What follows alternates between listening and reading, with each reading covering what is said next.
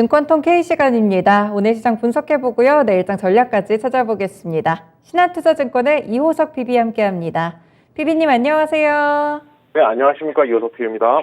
네, PB님 오늘도 시장이 양시장이 1%대 상승으로 마감이 됐습니다. 특히나 거래소에서 또 동시호가 구간에서 외국인 매수가 훅 들어오는 그런 모습도 있었는데 시장 흐름 어떻게 보셨나요?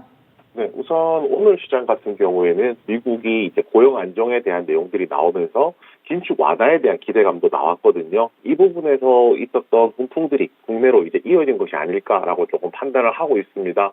결국 코스피는 이제 미국 고용 안정 기대라든지 중국 PMI 지표의 호전으로 인해서 상승세가 이제 재개가 된 상황이었고요.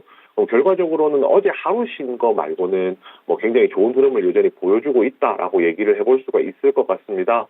그리고 이제 가장 중요한 것이 이제 삼성전자 컨퍼런스 콜 어제 있었었죠. 이 내용에 대한 재해석이라든지 SK 하이닉스의 실적 발표 이후에 이제 오히려 그 외국인들이 반도체를 순매수하는 모습을 보여주었거든요. 그래서 전체적으로 보았을 때 반도체라든지 자동차와 같은 시총 상위주들 위주로 강세가 보였기 때문에 시장이 이제 다시 한 번 더 반등을 하는데 시장을 들어올리는데 굉장히 좀 큰 힘이 있었다라고 판단을 하고 있습니다. 이 내용은 코스닥도 비슷한 내용으로 이제 해석을 해볼 수가 있을 것 같고요.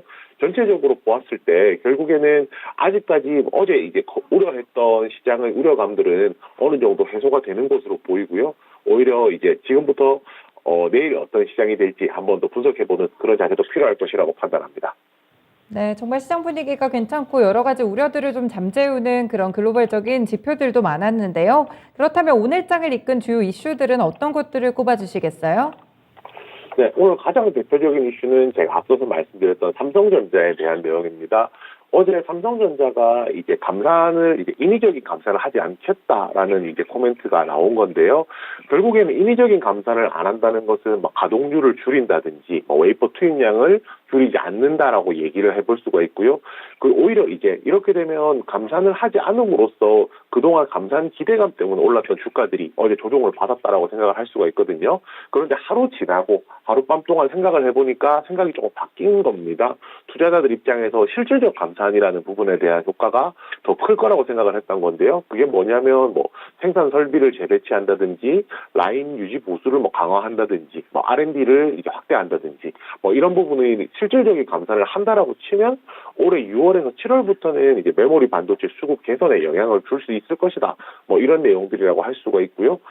그리고 이제 설비 투자만 보았을 때는 전년하고 또 유사한 수준의 금액이 나오겠지만 실질적으로 이제 메모리 공급과 무관한 이제 분야에도 투자가 되고 있기 때문에 메모리 반도체 설비 투자만 놓고 보면 전년 대비 한 13% 정도 줄어들 것으로 전망을 하고 있거든요. 결국에는 이런 부분들이 다 합쳐진다라고 하면 디램 공급량이 삼성전자 한 9%줄 것이고 글로벌로 간다면 글로벌 디램 공급량이 4% 주는 이런 효과가 나올 것이기 때문에 오히려 이제 사실상 감산이 되고 있다라는 분석 때문에 오늘 삼성전자가 상승하면서 시장을 이끌었다고 보고요. 또 그 외에 자동차 관련주들도 좀 의미가 있었습니다. GM이 제네럴 모터스죠. 이제 4분기에 호실적 발표를 했는데 소식적 발표하면서 같이 나왔던 이야기가 지금 테슬라나 포드 같은 경우가 전기차 가격을 인하를 하면서 치킨 게임을 하고 있는데 여기에 동참하지 않겠다라는 코멘트가 있었었거든요. 결국에는 이런 부분들이 자동차 관련주들에 대한 좋은 그 온기를 이제 부풀어 준다라고 좀 판단을 할 수가 있을 것 같습니다. 여기에 또 발표된 것이 전기차 판매량인데요. 전기차 수요가 많이 줄어드는 것이 아니냐 우려가 있었지만 실제로 이제 전기차 판매량이 4분기에도 견조한 수준이었었고요.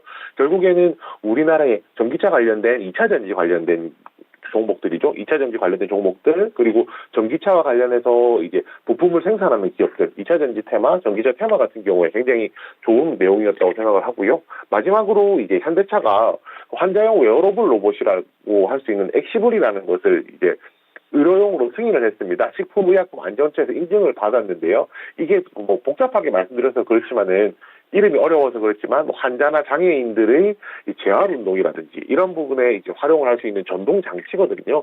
이게 아직 현실화되려고 하면 시장에서 굉장히 좀 멀었다고 할 수 있지만은 결국에 이제 이런 부분들이 결국 시장에서 로봇이라든지 AI와 관련된 테마 이런 쪽으로 자극할 수 있는 좋은 요소이기 때문에 오늘 실제로도 시장에서 좀 반응이 있었다는 점 체크해 볼 수 있겠습니다.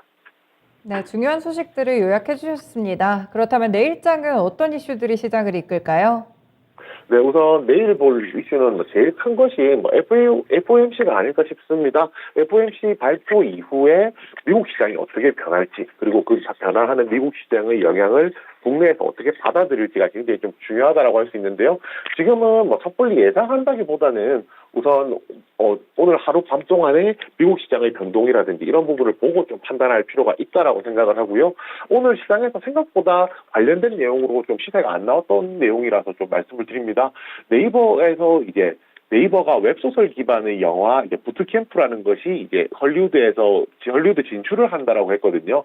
쉽게 말해서 웹소설 IP를 활용해서 영화를 만든다는 것인데, 이게 저희가 보통 말하는 원소스 멀티유즈, 그 다음에 IP의 중요성 이런 것들을 이야기할 때 굉장히 강조되는 내용 중에 하나거든요.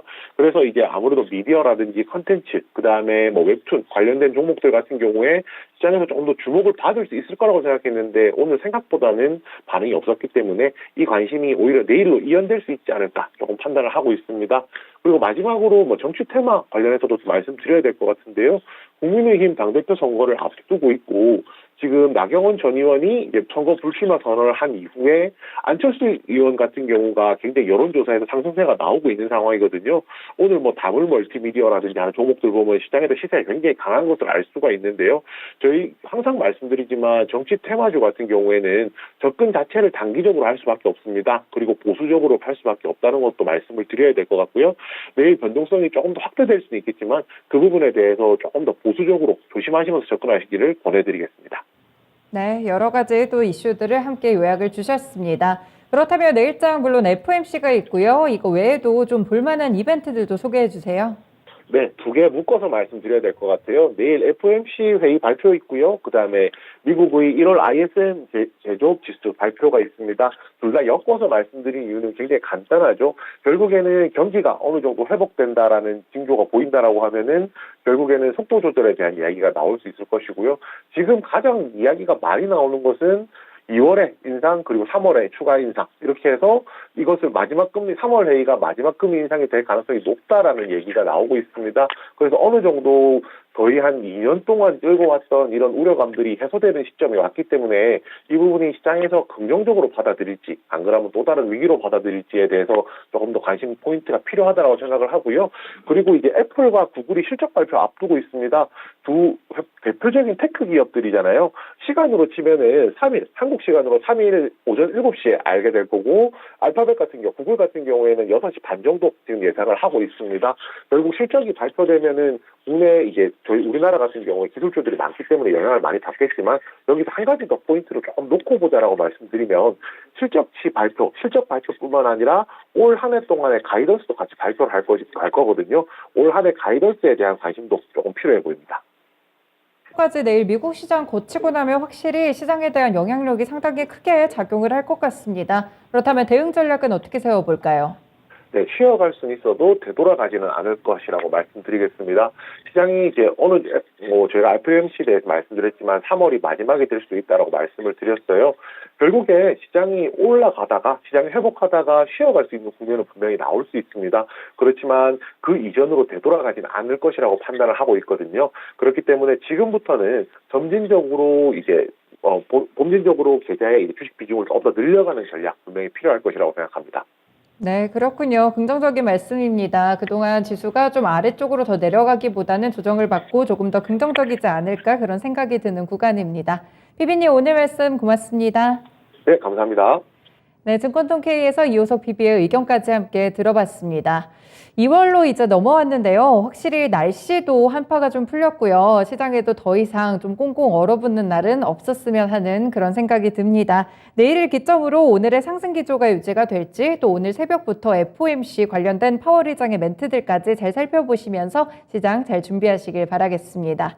지금까지 다양한 투자 판단에 대한 도움 말씀들 전해드렸는데요. 특정 종목의 상승과 하락을 보장하지 않는다는 점 꼭 기억해 주시기 바랍니다. 마감한 증권통은 여기서 인사드립니다. 시청해주셔서 고맙습니다.